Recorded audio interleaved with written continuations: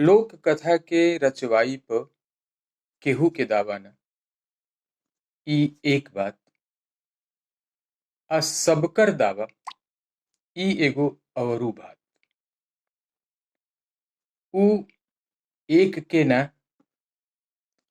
आ हर एक के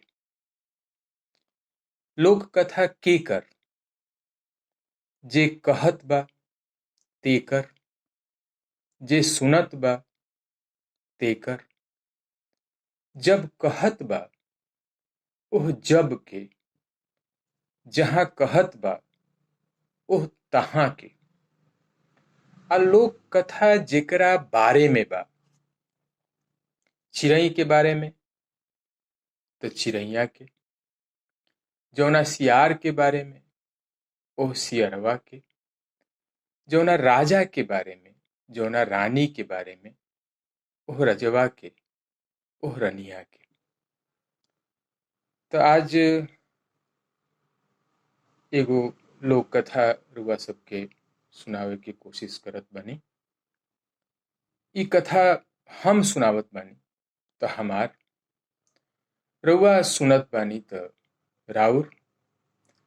आई कथा जौना भरबीतन के बारे में बा ओह भरबीतन के, तो भरबीतन के ई कथा आपके सुनावत बानी।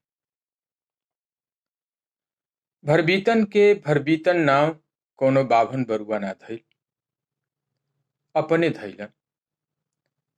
भर बित्ता के भैलन भरबीतन, तो आप से आप भरबीतन कहैलन। बित्ता भर के भैलन आ बित्ता भर के बित्ते भर भइल रह गइलन। तो जवन भरबीतन बित्ता भर के भैला प भरबीतन कहैलन, तवन भरबीतन के भरबीतने कहात रह गइलन। केहू से केहू कबही ना पूछल भरबीतन के नाव, केहू के केहू कबो ना बतावल कि भरबीतन के नाव भरबीतन। जे नाहियो जाने भरबीतन के, सेहू भरबीतन के देखे तो देखते जान जाए कि इहे ऊ हवन भरबीतन, जौना भरबीतन के नाव भरबीतन। एगो भरबीतन, एगो भरबीतन के मतारी। भरबीतन बाकिर गांव भके दुलरुआ। ना भरबीतन माने अपना के केहू से कम, ना गांव भके केहू माने भरबीतन के अपना से कम। बाकिर जवन भरबीतन अपना खातिर बित्ता भर के आ गांव भर खातिर बित्ता भर के, तौने भरबीतन अपना मतारी खातिर बित्ते भर के। जब ना तब अहकल करे मतारी, डहकल करे मतारी कि बित्ते भर के हमार भरबीतन का कमई है, का खई है। जब जब सुनले भरबीतन माई के अहकल, माई के डहकल, मने मने कहले कि माई रे कहियो त आई कि तोर अहकल छोड़ाई, तोर डहकल छोड़ाई। दिन गइल रात भइल, रात गइल दिन भइल, परियार ऐसो होके परियार भइल। भरबीतन के समुरिया सब गाय भैंस के चरवाही में जाए लगले। भरबीतन कहले कि माई हमरो के भैंस एगो कीन दे, हमहू चरवाही में जाई। माई कहली कि तोरा से ना हुई। भरबीतन कहले कि जौन सबका से हुई हमरो से हुई। ना मतारी भरबीतन के बात माने के तैयार, ना भरबीतन मतारी के बात माने के तैयार। गांव घर से पूछाई तब भरबीतन के माई चिहाई कि हमरा ना में केहुओ के ना ना, भरबीतना के हाँ में सबकर हाँ। तहार दाव दे के भैंस कीन देली। भरबीतन चलले चरवाही में तो उनका संग के संगतियन से कहली कि अख्यान करी हजा। गोरुन के खुर खार से भरबीतन हमार कनास न खनास न। अपना अपना गाय भैंस के लेके सब जब जंगल पहुंचल तो जेकरा के देख से ही दूसरका के समझावत कि अख्यान करे के काम बा कि गोरुन के खुर खार से भर बीतन हमार कनास ना खनास ना। सबके फिक्र ई भर बीतन के फिक्र कि कैसे भैंसिया के पीठ पर बैठी। अगल से बगल गईले, आगे से पीछे अइले, पूंछ पवले त पकड़ के लटक के लगले चढ़े। तले भैंसिया गोबर करे लगल, गोबर के चोट में भर बीतन दबा गई। उन्हें सभे जब सभे के चेता देल कि अख्यान करे के काम बा कि गोरुन के खुर खार से भर बीतन कनास ना खनास ना, तब सबके भइल कि कहाँ बड़े भर बीतन, कहाँ बड़े भर बीतन। आगे बढ़ के जुहाइल, पीछे हट के जुहाइल, जहां जुहाए के चाहे तहां जुहाए, जहां ना जुहाए के चाहे तहु जुहाए। भइल कि बिना भर बीतन के कवन मुंह गांव के, कवन मुंह भर बीतन के माई के देखावल जाई। अब तब भर बीतन भेटई है, तबे गोड़ गांव में धरई है। तो जंगल में खाइल का जाई, गाय भैंस के दूध दुहाई, उहे अवटाई, उहे पियाई। कैसे अवटाई? सूखल पाखल लकड़ी बिनाई, गोबर बटुराई, तो लकड़ी बिनाए लगल, गोबर बटुराए लगल। गोबर के एगो चोंत के नीचे से भर बीतन निकल अइले। केहू भैंस पर खिसियाई, केहू गोबर पर रिसियाई। बाकी जब भर बीतन लगले अगराए कि गोबर अतना तो दूध कतना, तो सब के सब लागल अगराए कि हाँ हो, जब गोबर अतना तो दूध कतना। दिन गइल, रात भइल, रात गइल, दिन भइल, परियार ऐसो होके परियार भइल। भर बीतन के समुरिया सब हरवाही में जाए लगले। तब भर बीतन कहले कि माई रे, हमरो के दुगो बैल कीन दे, हमहू हरवाही में जाए। माई कहली कि ई तोरा से ना हुई। भर बीतन कहले कि जौन सबका से हुई हमरो से हुई। ना मतारी भर बीतन के बात माने के तैयार, ना भर बीतन मतारी के बात माने के तैयार। गांव घर से पूछाई तो भर बीतन के माई चिहाई कि हमारा नाम में केहुओ के ना ना, भर बीतना के हाँ में सबकर हाँ। हार दांव दे के दुगो बैल कीन देली। भर बीतन चलले हरवाही में, तो उनका संग के संगतिया सब कहले उनका मतारी से कि हाँ हो, अख्यान कइल जाई कि बैलन के खूर खार से भर बीतन हमार कनास ना खनास ना, कि हर फार के हरका जन लागे भर बीतन के। चलल लोग भर बीतन के हरवाही सिखावे।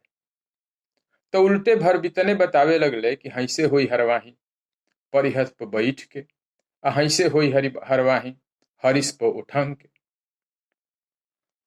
वही रहे जात रहे राजा के बरिया। बजनिया लोग बाजा बजावत रहन, बरतिया लोग नचनिया नचावत रहन। बारात जब गांव के सोझा आइल, अचके बजनियन के जमात ठमक गई। उन्हनी के अचके ठमकला से नचनियन के करियाव चमक गई। तो दुल्हा के फूफा लोग जेकरा के पावल से करे पर बमक गई तो वो लोग के बमकला पर सटके वाला लोग सटक ले, झटके वाला लोग झटक दे। बाकी बजनिया जब दूरे से देखौले जा कि देखा जा ओहर कि कैसे एगो हर जोताता, बाकी हरवाहा ना पाता, तो सबके ठमकल चमकल बमकल सटकल झटकल भुला गई। ऐसन अजगुत त न आंख के देखला में न कान के सुनला में।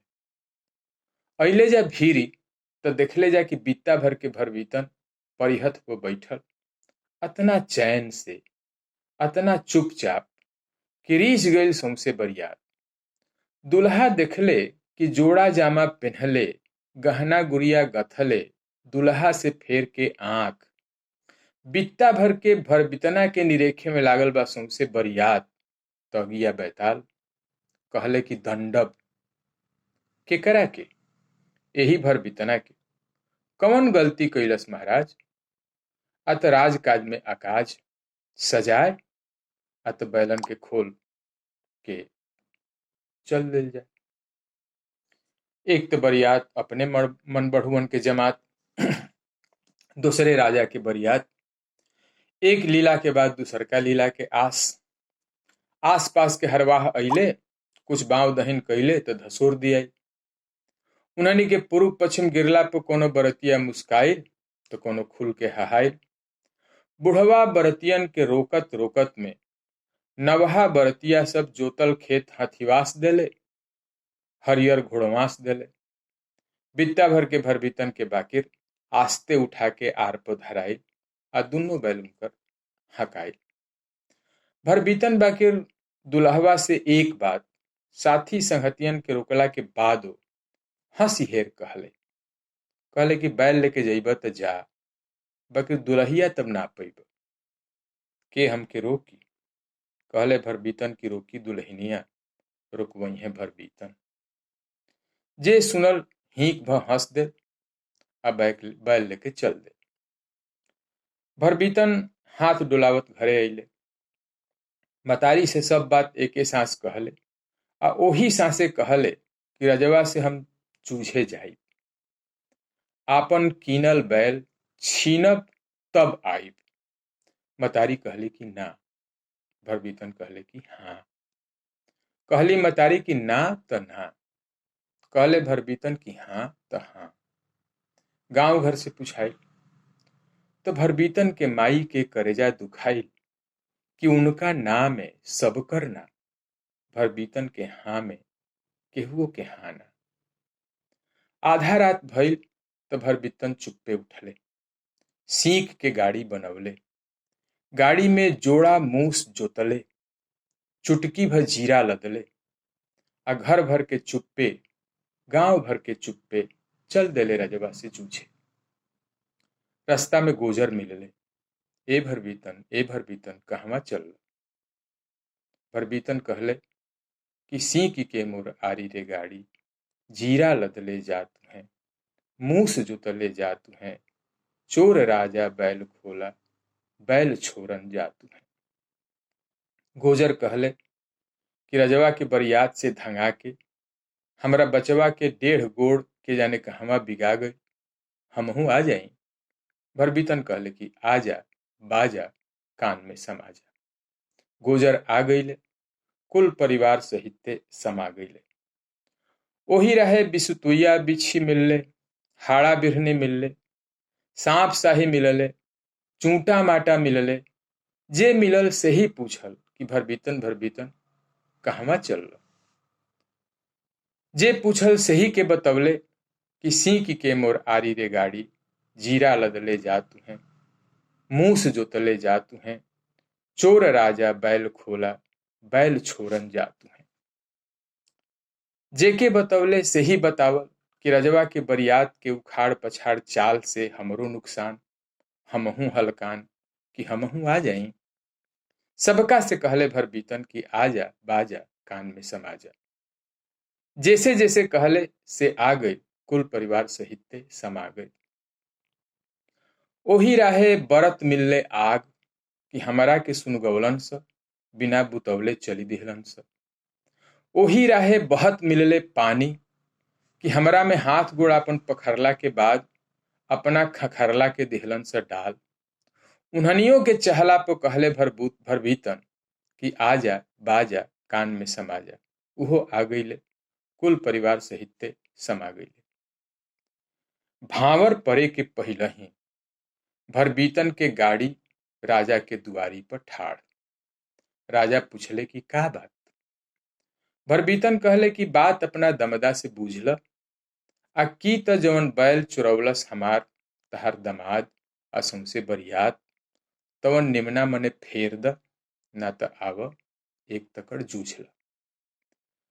राजा मौका के मुताबिक अपना खीस पर काबू कैले, खींच खांच के मुस्कैले आ कहले कि अहो भरबितन, भावर होखे द, होने 1000 गो बैल हमार बान्हल बा, चीन के आपन तू बीन ल आ ले जा।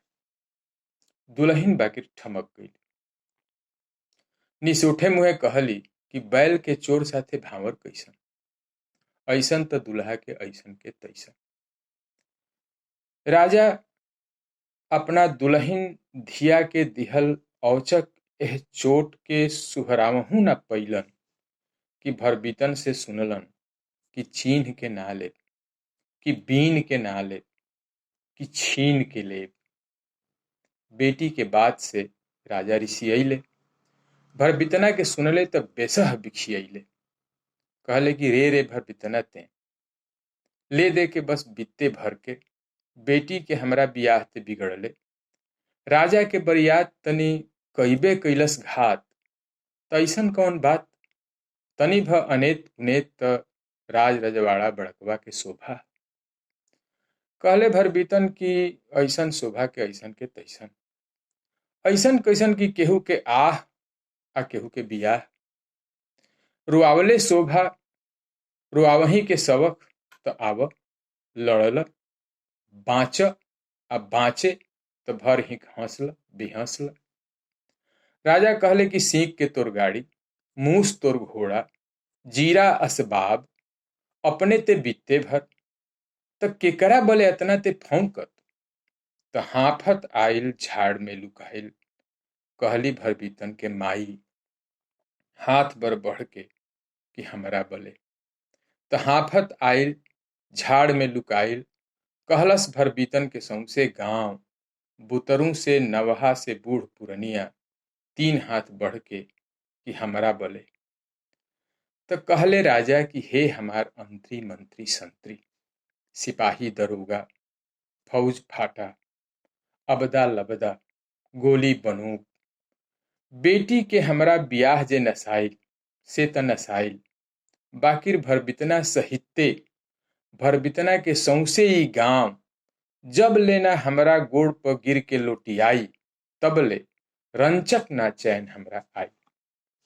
सुनते मौज में आगिल राजा के फौज, चुटकी भर बाटे भर बितना, चटकन भर बाटे भर बितना के गांव।